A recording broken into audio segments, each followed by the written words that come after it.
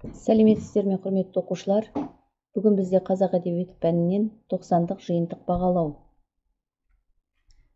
Жұмыстың ұзақтығы 45 минут. Түсіну және жауап беру тапсырмаларын орындауға 5 минут. Анализ және интерпретация тапсырмаларын орындауға 15 минут. Бағалау және салыстыру тапсырмаларын орындауға 25 минут уақыт беріледі. Жалпы балл саны 20. Тапсырмалардың түрлері: көп таңдауы бар сұрақтар, қысқа жауапты қажет ететін сұрақтар, толық жауапты қажет ететін сұрақтар кездеседі. Жиынтық бағалаудың құрылымына тоқталатын болсақ, 90-дық жиынтық бағалаудың нұсқасы 3 бөлімнен 11 тапсырмадан тұрады. Бірінші бөлімде түсіну және жауап беру тапсырмаларын орындайсыздар. Екіншіде анализ және интерпретация тапсырмаларын орындайсыздар. Үшіншіде бағалау және салыстыру дағдыларын тексеруге арналған тапсырмаларды орындайсыздар. Біз сіздерменен осы 90-да тәрбиенің қайнар бұлағы бөлімін аяқтадық. Біз оқыған шығармалар: Дулат Бабатайұлының «О ақтан жас, ақтан жас» өлеңімен таныстық.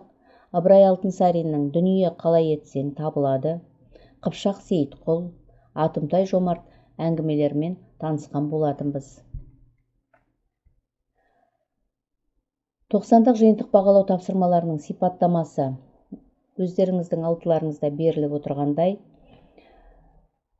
осы берілген мақсаттарды қамтиды.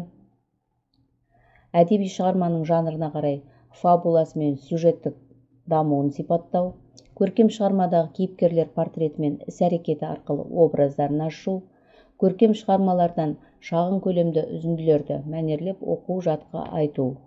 Бұл мақсат бойынша біз 90 бойы жұмыс жасаған болатынбыз. Сіздер жаттаған шығармаларыңызды жатқа айтып, тиісті ұпайларыңызды алған болатынсыздар. Бұдан кейінгі 6-10 тапсырмаларда әдеби шығармадағы екі нәрсені салыстыра суреттеулер мен қарама-қарсы суреттеулерді табу, шығармадағы тілдік бейнелеу суреттеу құралдарының, яғни суреттеу құралдары теңеу, эпитет, ауыспалы мағынадағы сөздер, қайталау, өлең құрылысы бойынша мағыналарын анықтау қажет. 11 тапсырмада шығармадағы кейіпкерді өзіндік құндылығы тұрғысынан талдап, әдеби эссе жазу керек болады. Тапсырмалардың түрлері туралы сіздерге айтып өттім.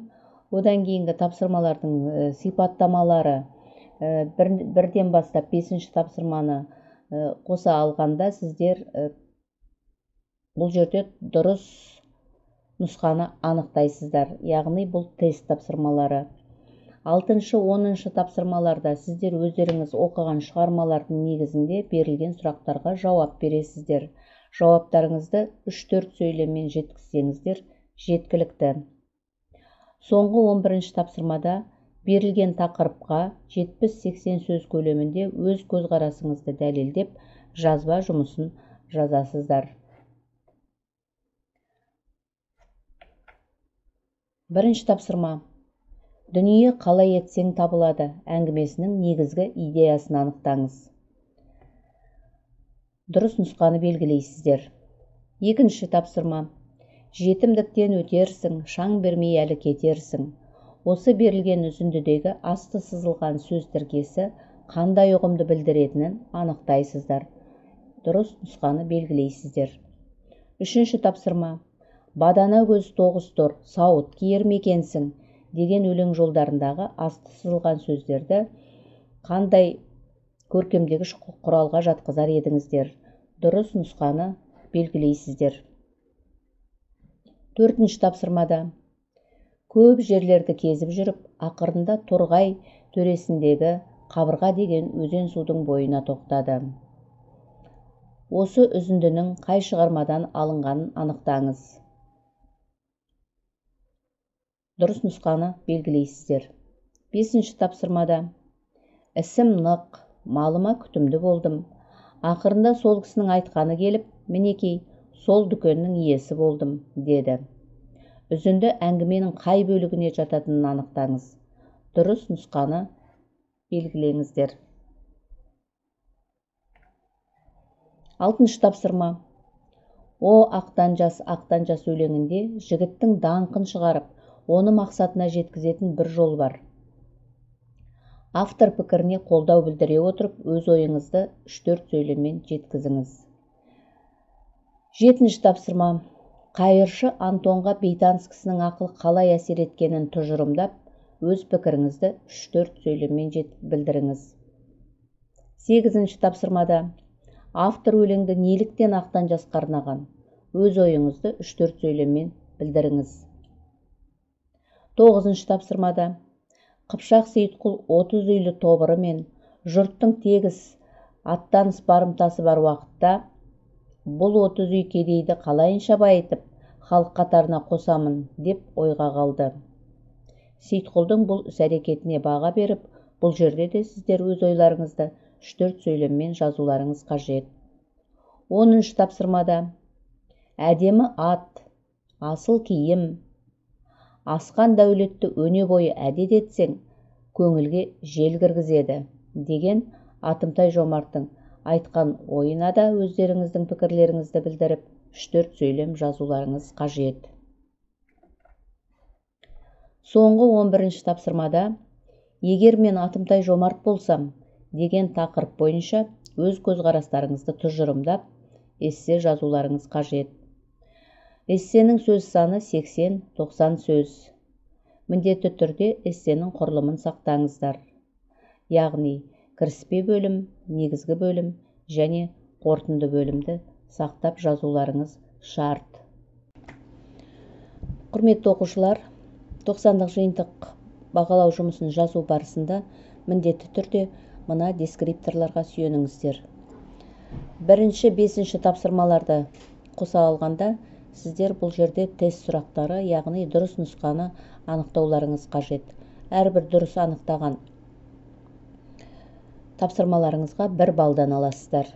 6-шы тапсырмада өлеңнен дәлелдер келтіре отырып, өз ойларыңызды 3-4 сөйлеммен білдіресіздер. Бұл тапсырма бойынша алатын ұпай сандарыңыз 2. 7-ші тапсырмада Қайыршы Антонға бейтаныс кісінің берген ақылын анықтайсыздар. Бұл жерде де 3-4 сөйлеммен ойларыңызды түйіндейсіздер. Алатын ұпай сандарыңыз бұл тапсырма бойынша 2. 8-ші тапсырмада өлең идеясын анықтайсыздар. Өз көзқарастарыңызды бұл жерде де 3-4 сөйлеммен білдіресіздер. Алатын балл сандарыңыз 2. 9-ші тапсырмада Қыпшақ Сейітқұлдың іс-әрекетіне баға бересіздер. Өз көзқарастарыңызды 3-4 сөйлеммен білдіресіздер. Бұл жерде де алатын балл сандарыңыз 2. 10-шы тапсырмада Атымтай Жомарттың пікірін сараптайсыздар. Пікірлеріңізді 3-4 сөйлеммен жеткізесіздер. Бұл жерде де бұл тапсырма бойынша алатын балл сандарыңыз 2. 11-ші тапсырмада бұл тапсырма жазылым тапсырмасы. Бұл жерде сіздер жалпы алатын балл саны осы тапсырма бойынша 5. Яғни сіздер жазылым тапсырмасын орындау барысында шығармадағы басты мәселені анықтауларыңыз қажет. Атымтай Жомарттың жағымды қасиеттерін анықтап жаза алуларыңыз қажет. Идеяға қатысты өз көзқарастарыңызды білдіре отырып жазуларыңыз керек жазба жұмысын. Эссе құрылымын сақтауларыңыз қажет. Сонымен қатар эссені сауатты жазғандарыңызға да 1 балл беріледі. Жалпы 90-дық бағалау жұмысының балл саны 20. Құрметті оқушылар, жұмыстарыңызға сәттілік тілеймін. Сау болыңыздар.